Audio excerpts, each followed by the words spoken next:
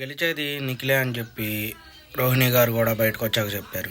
అయితే నిన్న రోహిణి గారు హౌస్ నుంచి బయటకు వచ్చారు. బయటకు వచ్చిన తర్వాత ఎవరు గెలుస్తారు అని చెప్పి బయట ఫ్యాన్స్ అడుగుతుంటే మ్యాక్సిమం నిఖిల్ గెలిచే ఛాన్సెస్ వెరీ హై అన్నట్టు చెప్పారు. అయితే లోపల ఉన్న హౌస్ మేట్స్కి కూడా అర్థమైపోయింది ఎవరు గెలుస్తారు అని.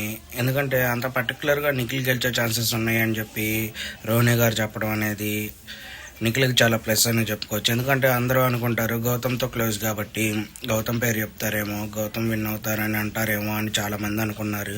కానీ నిఖిల్ విన్ అవుతాడు అని చెప్పి రోహిణి గారు బయటకు వచ్చిన తర్వాత చెప్పారు. నిఖిల్ ఫ్యాన్స్కి చాలా హ్యాపీగా ఉండిద్ది. ఎందుకంటే రోహిణి గారు కూడా చెప్పారు, అంటే టాప్ 7లో ఒక ప్లేయర్ వచ్చి నిఖిల్ గెలుస్తాడు అని చెప్పి చెప్పడం అనేది చాలా ఆనందం అని చెప్పుకోవచ్చు. దీనిపైన మీరేమనుకుంటున్నారో కామెంట్లో మెసేజ్ చేయండి. అలాగే రోహిణి గారు టాప్ 5లో ఉంటారని ఎంతమంది అనుకున్నారో కామెంట్లో మెసేజ్ చేయండి. అలాగే నిఖిల్ గెలుస్తాడు అన్న పైన మీ ఒపీనియన్ ఏంటో కూడా చెప్పండి.